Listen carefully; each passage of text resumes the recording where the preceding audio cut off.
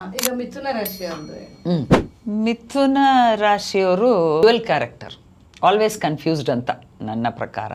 ಅವ್ರಿಗೆ ಮಿಥುನ ರಾಶಿಯವ್ರಿಗೆ ಮಿಥುನ ಲಗ್ನ, ಅವ್ರಿಗೆ ಆದರೆ ಯೋಗಕಾರಕ ಶುಕ್ರ ಚೆನ್ನಾಗಿದೆ, ಲಗ್ನಾಧಿಪತಿ ರಾಶಿಯಾಧಿಪತಿ ಭಾಗ್ಯದಲ್ಲಿ ತುಂಬ ಚೆನ್ನಾಗಿದೆ. ಆದರೆ ಇವರಿಗೆ ಕೆರಿಯರ್ ಪ್ರಾಬ್ಲಮ್ ಇರುತ್ತೆ. ನಿರೀಕ್ಷೆ ಮಾಡಿದಷ್ಟು ದುಡ್ಡು ಸ್ಯಾಲ್ರಿ ಸಿಗಲ್ಲ.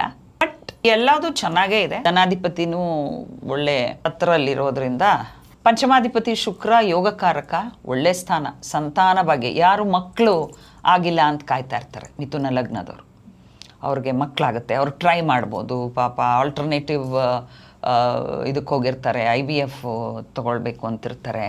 ಯಾಕೆಂದರೆ ಇದು ಡ್ಯುಯಲ್, ಇದು ಆಲ್ಮೋಸ್ಟ್ ಮಕ್ಕಳು ಆಗಿರಲ್ಲ, ಪ್ರಾಬ್ಲಮ್ಸ್ ಇರುತ್ತೆ, ಅಂಥವರು ಟ್ರೈ ಮಾಡ್ಬೋದು. ಈ ಅವಕಾಶಗಳು ತುಂಬ ಚೆನ್ನಾಗಿದೆ. ಯಾಕಂದರೆ ಶುಕ್ರ ಯೋಗಕಾರಕ ಅದು ಚೆನ್ನಾಗಿದೆ. ಸ್ವಲ್ಪ ತಗ್ಗಿ ಬಗ್ಗಿ ನಡಿಬೇಕು ಹಿರಿಯರ ಜೊತೆ. 6ನೇ ಮತ್ತು 11ನೇ ಅಧಿಪತಿ ಭಾಗ್ಯದ ಮನೆಯಲ್ಲಿದೆ ಅಂತ, ಅಂದರೆ 9th ಹೌಸ್ ಅಂದರೆ ಫಾದರ್ ಅಂತ, ತಂದೆ ಸಮಾನ. ತಂದೆಯವರ ಜೊತೆ ಸ್ವಲ್ಪ ಹುಷಾರಾಗಿ ರೆಸ್ಪೆಕ್ಟ್ ಕೊಟ್ಟು ಮಾತಾಡಬೇಕು.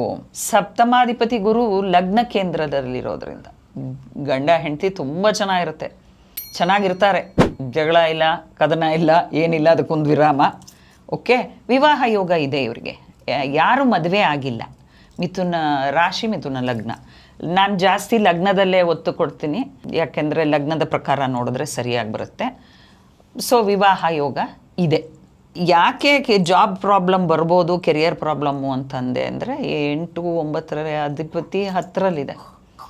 ಸೊ ಕೆಳಮಟ್ಟದ ಜಾಬ್ ಸಿಗುತ್ತೆ. ಈ 2 ತಿಂಗಳು ಅಷ್ಟೇ. ಜೂನ್ 2 ಗುರು ಉಚ್ಚ ಸ್ಥಾನಕ್ಕೆ ಬರೋದ್ರಿಂದ, ಜೂನ್ 2ರಿಂದ ಕೆರಿಯರ್ ಯಾಕೆ ಅಷ್ಟು ನಿರೀಕ್ಷೆ ಮಾಡುವಂಥ ಸ್ಯಾಲ್ರಿ ಬರಲ್ಲ ಅಂತ ಹೇಳಿದೆ ಅಂದರೆ, 8, 9ರ ಅಧಿಪತಿ 10ರಲ್ಲಿರೋದ್ರಿಂದ, ಅಂದರೆ ಕೆಳಮಟ್ಟದ ಜಾಬ್ ಸಿಗುತ್ತೆ. ವರ್ಷ ಸರಿ ಹೋಗುತ್ತೆ. ಅದು ಮಿಶ್ರ ಫಲ.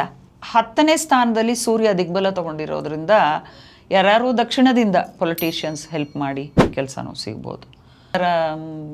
ನಂತರ ಗುರುಗ್ರಹದ ನಾವು ಪಾಡ್ಕಾಸ್ಟ್ ಇದನ್ನು ಮಾಡಿದಾಗ, ಭವಿಷ್ಯ ಮಾಡಿದಾಗ, ಅಲ್ಲಿ ಮಿಥುನ ಲಗ್ನದವ್ರಿಗೆ ರಿಸಲ್ಟ್ ಹೇಳೋಣಂತೆ.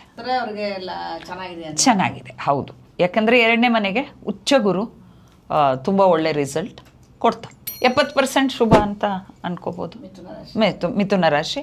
ಇವ್ರಿಗೂ ಅಷ್ಟೇ ನಾ ಹೇಳ್ತೀನಿ, ದಾನ ಮಾಡಿ, ಗುರು ರೆಮಿಡಿ ಮಾಡಿ, ಗುರು ದೇವಸ್ಥಾನಗಳಿಗೆ ಹೋಗಿ ವಿಷ್ಣು ಸಹಸ್ರನಾಮ ಕೇಳಿಸ್ಕೊಳ್ಳಿ. ಇಲ್ಲ ಅಂದರೆ ನೀವೇ ಓದಲಿಕ್ಕಾದರೆ ಓದಿ.